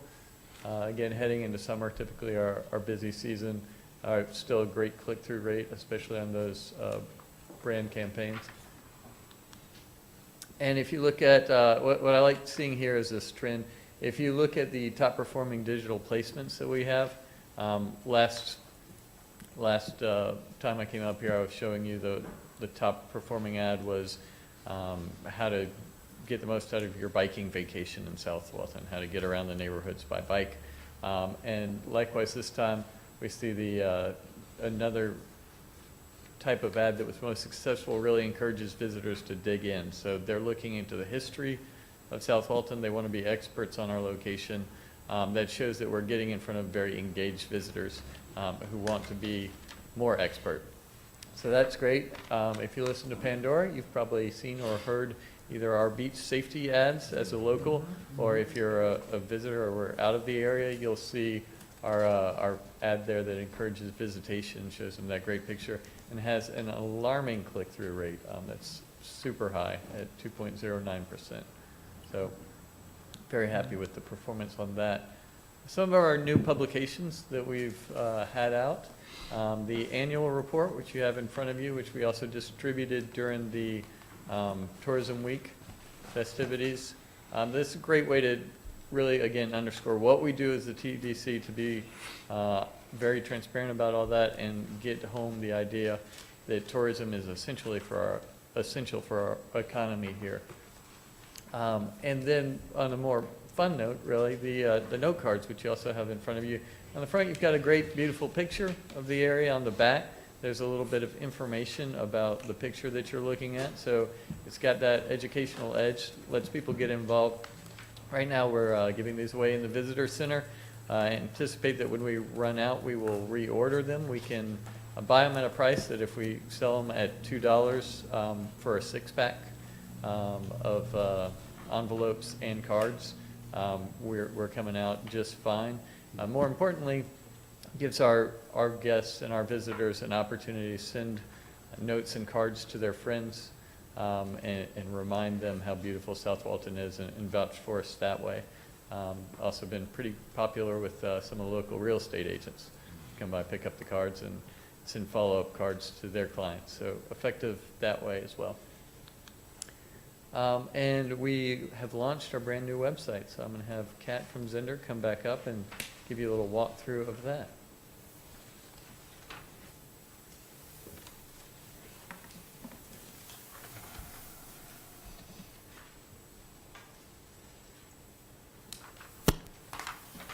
Catherine Andrew from Zender again. We're going to try to get this computer up here so I can click through a little bit. In our last meeting, we clicked through our staging site, and we're letting you guys know that we were about to go live. We are officially live.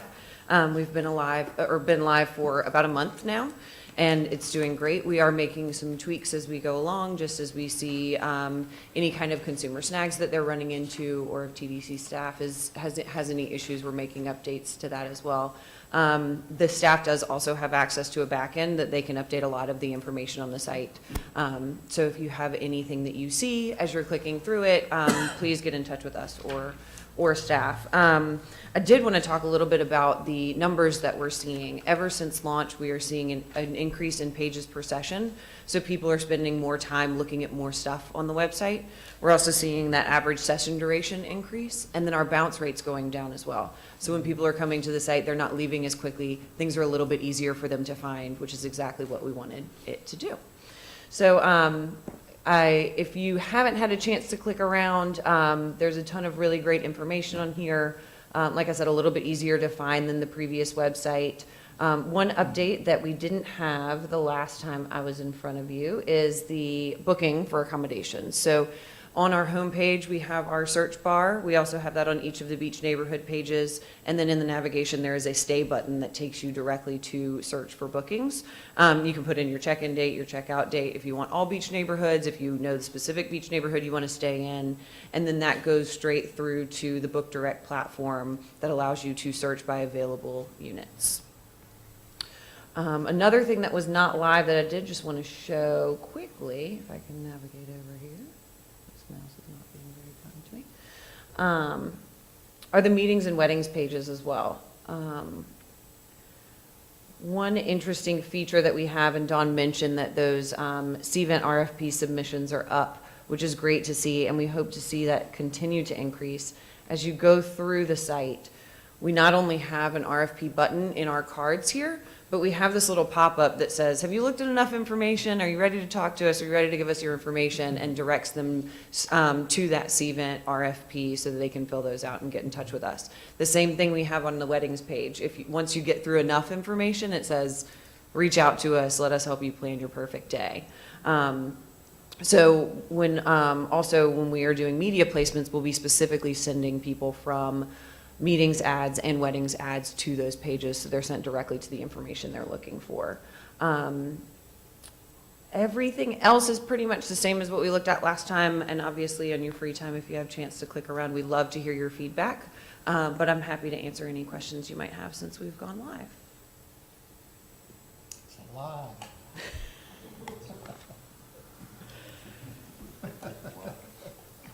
Thank you, Kate. Anything else? Thank you. Great job. Thank you.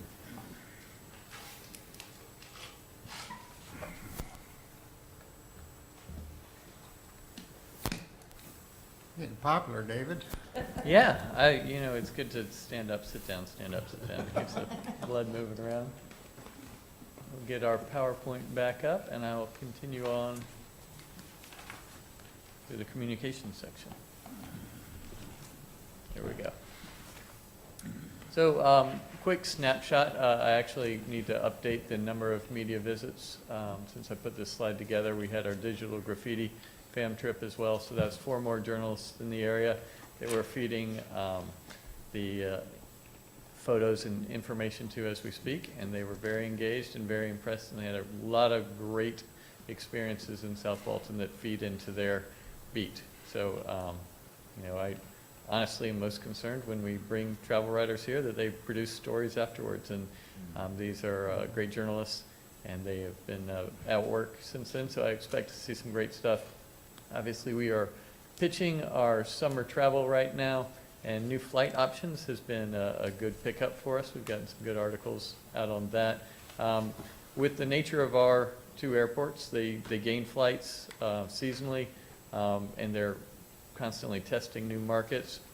So it makes it a little tricky to keep track. So we put together a good comprehensive press release where we rounded that up, and we can make that pitch and talk about the new markets opening up. And those press releases are doing a good job of getting picked up, especially in those markets. I want to talk about the annual report that we just put out. The connection, of course, is monthly. It'll go out the next time, the day after the Wednesday after the BCC meeting. Recent press releases. Every month we put together a press release where we talk about what's happening that month. And then throughout we put a quarterly what's new press release. We also do press releases on whatever we feel like is timely and important, whether that's holiday travel or whether that's something like the flights that we can pitch. And also want to talk about the quarterly ads that we were doing. We just released our second set of quarterly ads in local newspapers. This is to complement the effort of the annual reports, which we used to mail to every household in Walton County. That is costly, and we could print out and send out about 50,000 once a year.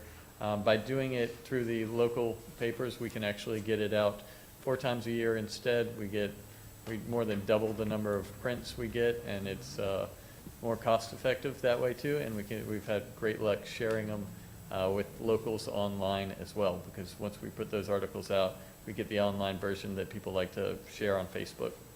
So another way we're getting the information out, and of course I already talked about our UMA, but here's some of the media highlights. So again, we're getting in those great publications that you want to be in, from Condé Nast and MSN to the Travel Channel, Coastal Living. The Atlanta Tribune was a great article that mentioned a lot of our partners, and that came directly from a fam trip from earlier this year. Same with Family Vacation Critic. Meetings Today, that we've got a great relationship with them at this point, but also came directly from a fam trip that we hosted earlier in the year. And of course, we stay in the calendar listings as well. And here's a little look at how some of those articles appeared in print. It's fun to see You get the great photos and headlines, all showcasing South Walton. And then this was our community awareness campaign as it appeared in the Sowall Life, but it also appeared in the Walton Sun and the DeFuniak Herald. So we had an article updating all the locals on where we are with different projects, like the bike paths or the beach accesses.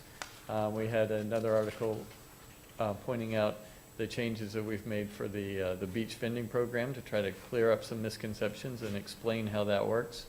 A little pop-out box that talks about the value of tourism by the numbers, and then an article that we're going to keep this rolling with locals who have built a career in tourism, because we want to do away with this idea that tourism is about only entry-level jobs, and show that you can create a very good career in tourism and the effects that that can have rippling throughout the community. And so if you have any questions, I'd be happy to answer those now. Good job, Dave. All right, thank you. Come on, Brian. Chairman, back at the podium, back of the house stuff, beach operations, not as glamorous as all this communications and marketing stuff, but still just as important. Just as important. Beach maintenance, garbage down last 2 months from year over year. Part of this is our ability to get on the beach and our reduction in garbage collection stations. Capital improvement projects, multi-use path projects, the Phase 2 of Western Lake still on hold pending lease or easement from State Park. Our bridges projects have been completed, all open for business again. Those were pretty good, nice projects we did. The existing NBA renovation projects, this was a lot of 10 that we did in the Seagrove, Seacrest area. Those are all complete now and operational. Our new regional beach accesses, Dune Allen, they're pouring the footers today, and we'll start with the block work on the building. All the curbs and gutters are in. Asphalt paving will start shortly. We had to add 45 days to that project construction schedule due to some difficulty getting the actual building permit, but we've got through all that and are moving ahead. Miramar Beach, about 70% complete with design and permitting. We look to be starting that one later this year, and then Seagrove, about 40 to 50% complete with design and permitting. Will start it sometime early next year. So those are progressing along as anticipated. Here's some pictures from our neighborhood beach action renovation. This is in the Seagrove area, just east of 395. One of our typical boardwalks in the old Seagrove area.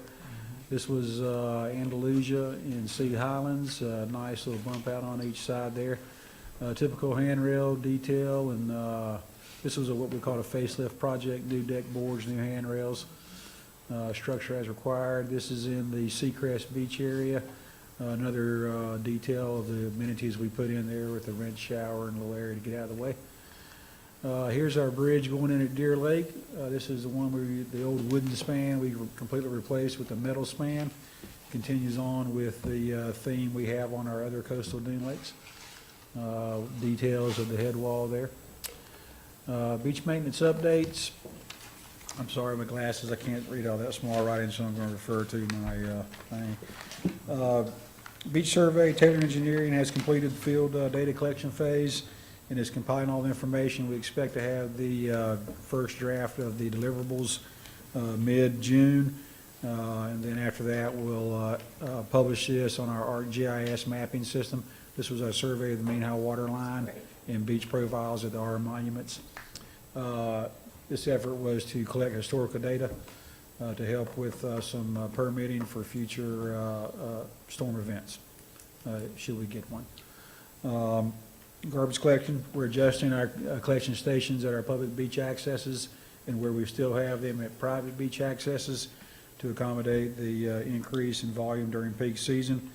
Hurricane Michael damage repair projects, Pilcher Park.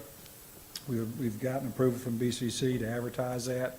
We're waiting on a few more pieces of information in the form of Corps of Engineers permitting, and this was a FEMA reimbursable project. They have some steps we have to go through and we're getting close to the last step, and that's their approval of our procurement process. Kellogg Park, the closing date was June 3rd. That project came in a little bit less than we anticipated. We'll be asking for that award at our next BCC meeting, and then we'll get started. That's a replacement of the seawall and also building a canoe kayak launch at that Bayside Park, which is just off Chat Holly Road. Bay Ranchettes, that project is complete. We did it with our own forces. It was minor damage to the end of the pier and some of the concrete approach to the pier. So we got all that done. They're open and being used.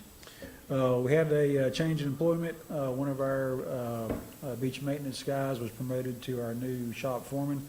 So our former shop foreman, who's also our mechanic, left us for another job, and this fella had great experience and applied for it and was awarded offered the job. Doing a great job at it. As you know, we have over 100 pieces of equipment that we have to keep operating. It's quite a job. So glad to have him. Beach code enforcement. Contacts for March and April ran very similar to last year. As you can see, March had more due to spring break, April a little bit less. Running through some of our typical things we track, everything is tracking about the same. The glass, dogs, bonfires, their dispositions are all running, as typical. Vendors, not much activity on that. Updates. Once again, I'm going to have to refer to my notes since I can't see that screen. The beach-related code revisions updates. We started the storage box for vendor equipment on May 1st. Implementation went fairly smoothly. We're getting a little bit of pushback on private property, but we anticipated that.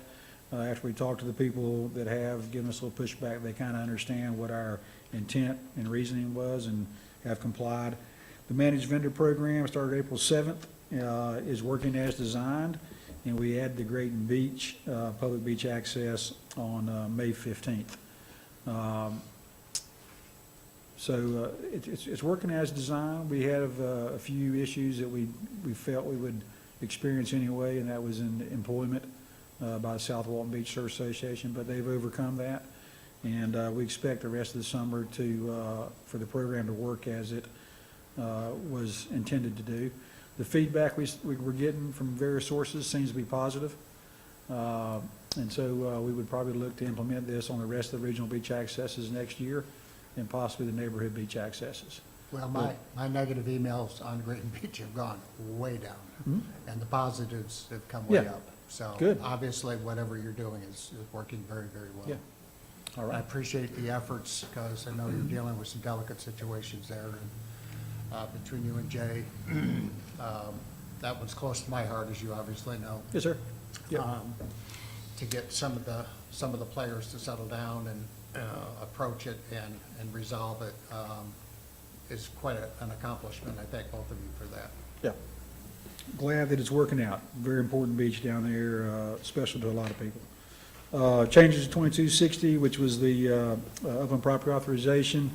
That's where the people that live upland of public beach had the opportunity to say yay or nay to vending. That was changed last year or this year. We put in some new vendor zones and getting some feedback from affected property owners. That may be revisited later in the year. But right now, we're making it work. Other updates, Danny Garner, former Beach Code Enforcement Officer, has come back to us as our new Beach Code Enforcement Manager. We've hired a new officer, Nathan Hendrickson. He's a local fellow associated with the military, former Army and now Army Reserves, doing a great job. And unfortunately, Jeff McVeigh, our first Beach Code Enforcement Officer, has taken a job with Walton County Fire District. So good for him, not so good for us, but we'll find a suitable replacement.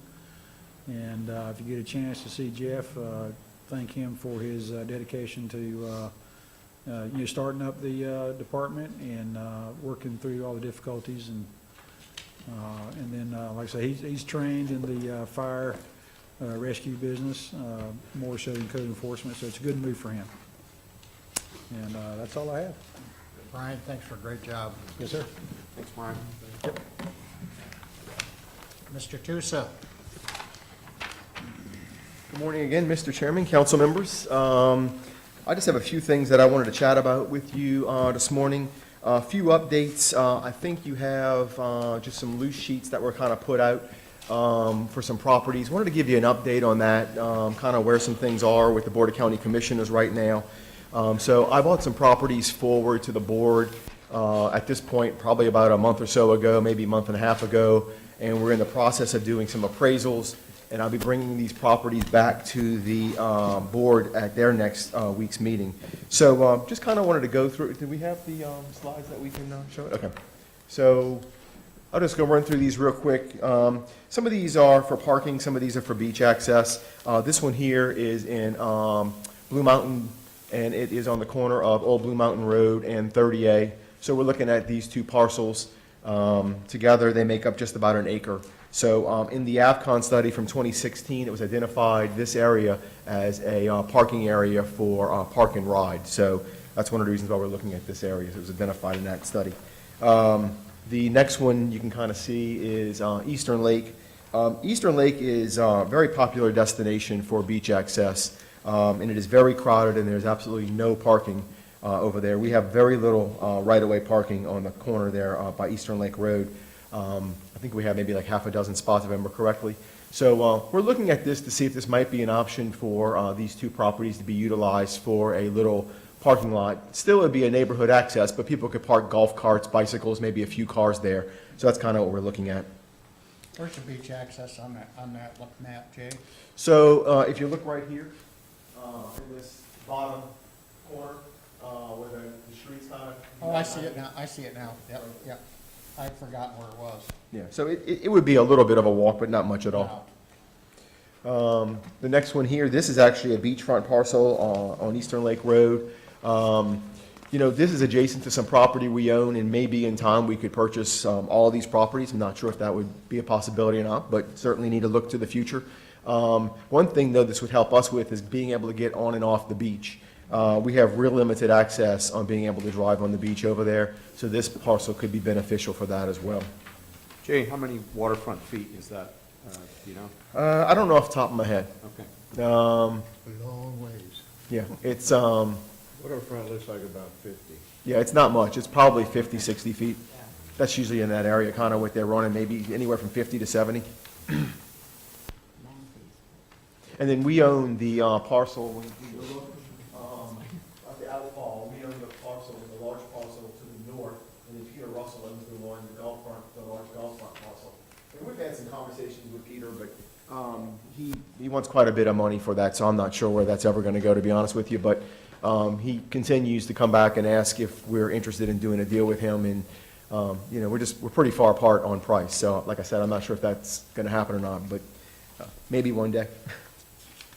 The next one is over in Inlet Beach. We're looking at this maybe to add for parking in the area.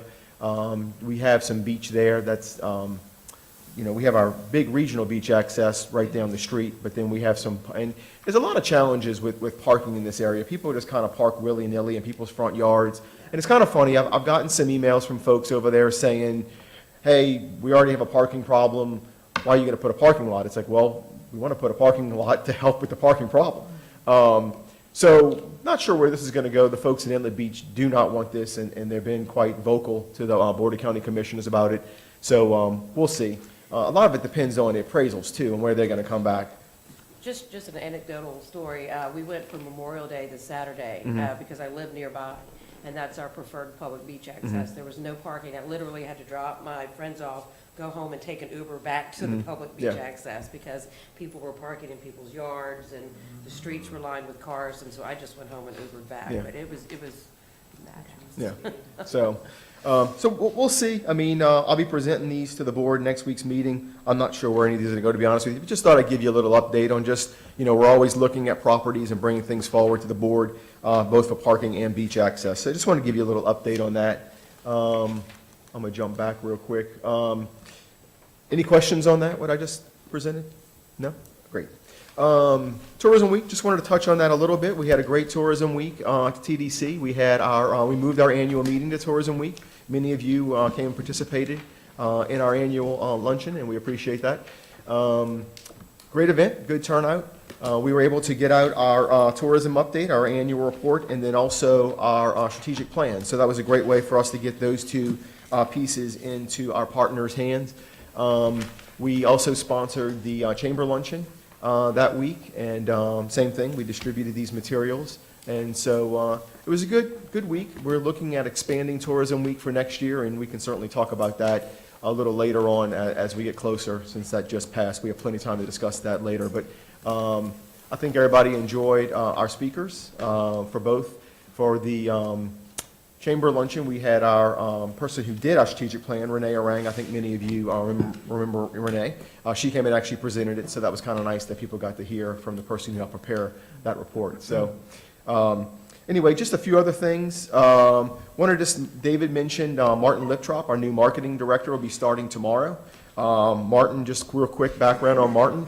He has great experience. He's worked for some big players. He's worked for GE, FedEx, Philip Morris, Ogilvy. So I think he's going to do great things for our organization. We're really looking forward to him starting tomorrow. And I got a list about as long as my arm of projects to give to him. So he's going to hit the ground running. And I'm sure David is quite happy to give up wearing both hats. Yeah, he's giving a thumbs up to that. And I'd like to thank David for taking on the role as interim marketing director. And not just David, but the whole staff. Obviously, when you lose somebody, you got to make that up somewhere. So staff really pulls together, like Dawn mentioned earlier. We have a great team at the TDC, and we all pull together. We do that on a regular occasion, just every day, but when unusual circumstances present themselves, we do it even more so. So I'd like to thank the staff for all the work that they do. A couple of things Brian didn't mention in his report, and I thought it was at least worth reporting on.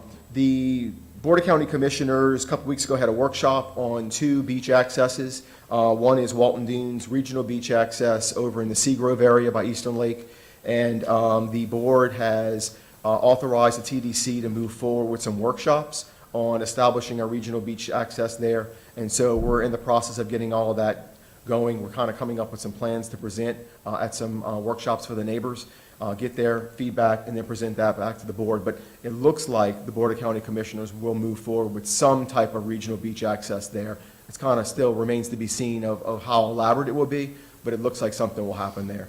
And the other one is Headland Avenue over in Seagrove. We are going to move forward and make that into a neighborhood beach access. So wanted to give you an update on those two. Obviously, beach access right now, especially with the climate and our community, is very important, and anything that we can develop on our own for beach access is really important for our community. So, and then one last thing, new building update. Have a meeting next week to talk to the engineering and architectural firm.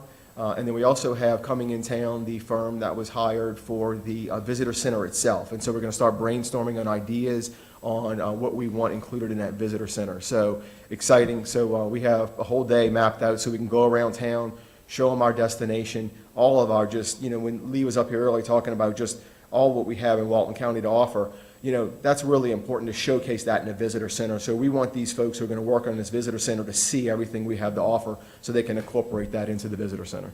So that's it for me for updates, unless you have any questions for me. Just one comment. Jay, we've been very complimentary of your staff, and you probably get more criticism than you do praise. And on behalf of myself anyway, I just want to say thank you for everything that you've done since your tenure began. And I don't know if I speak for the whole council, but I think I do. Just want a big thank you to you for everything that you do, and you go way beyond what's required. You're one of those 110% guys that we all love, and just want to say thank you. I appreciate it. Well, I appreciate that. I really do. But I'm only as good as my team. I have an awesome team behind me, and we work really hard every single day for Walton County. Yeah, but the team is only as good as the leadership. Yeah. Well, thank you. Thank you, Jay. Just like Jay to deflect praise. All right. Any comments from any council members? Seeing none, any public comments? Lee? Got you on the clock this morning, okay? Lee Moore again. I just wanted to tell you, I introduced the organization expansion earlier, but Scenic Corridor Foundation is expanding and evolving, is the way I like to put it. We are very excited about this.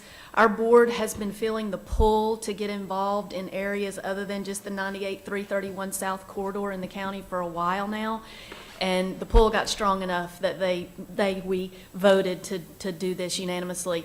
And so just to give you a little reminder, and Trey, I'm sorry you have to hear this twice, but we actually are focusing now on major roadways and thoroughfares in the county, throughout the county.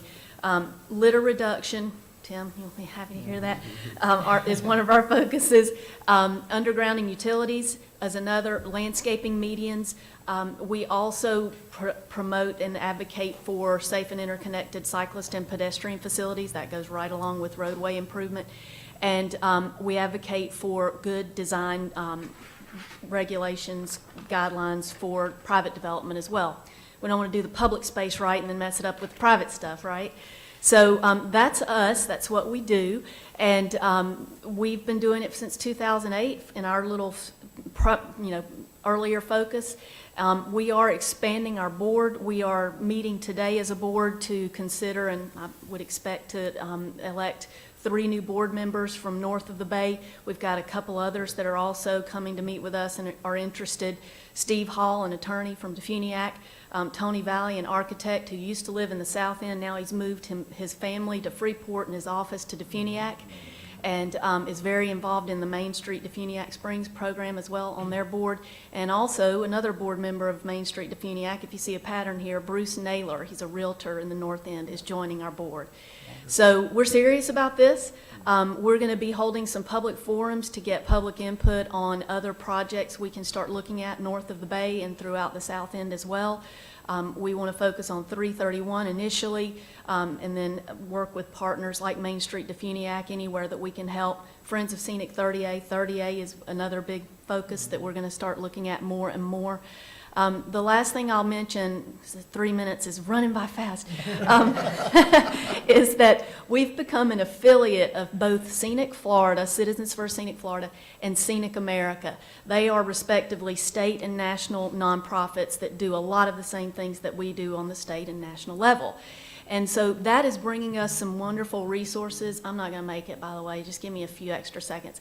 Some wonderful resources, good best practices and ideas and networking opportunities. We changed our logo to match Scenic America's branding. And just the first instance of a way that this can be helpful is that they have a competitive selection process. They do co-host a conference, a Scenic Principles Symposium, so to speak, every year with one of their affiliates. And you have to submit a proposal and they choose which one they want to do every year. And we got selected for this year. We're very proud of that and very excited. They'll bring in people from all over the country and the state to attend this. And we'll do an awards dinner and a welcome reception. We've got some fun, exciting things we hope will pan out for that. And most of all, too, that we think we want this to be the kickoff for an annual symposium that we do, because we want to educate the community, the whole county, the region. Who knows how big it will get eventually through Scenic America, but for our little piece of the pie here, on scenic principles and why it pays to make things beautiful and to keep things beautiful that already are. And so we're excited about that. Save the date. It's October 24th and 25th. And we'll be getting out more information as we get that agenda set and those fun events around that confirmed as well. And you will all get invited. You're all invited. Last thing, I said that was last thing. Please go to our website, scenicwalton.org, and join the organization as a member. We've got annual memberships from $50 to $5,000. If you want to give us more than $5,000, we'll take it. But we are right now fully funded through our membership contributions. And so we've been very focused on projects and programs. Now we've got to focus on growing membership as well so that we have the ability to do all the things that we want to do and continue to do and expand it countywide. That's it, thank you. You I owe me- appreciate You owe me a it. minute and 44 seconds. I'll try to find it somewhere in the future.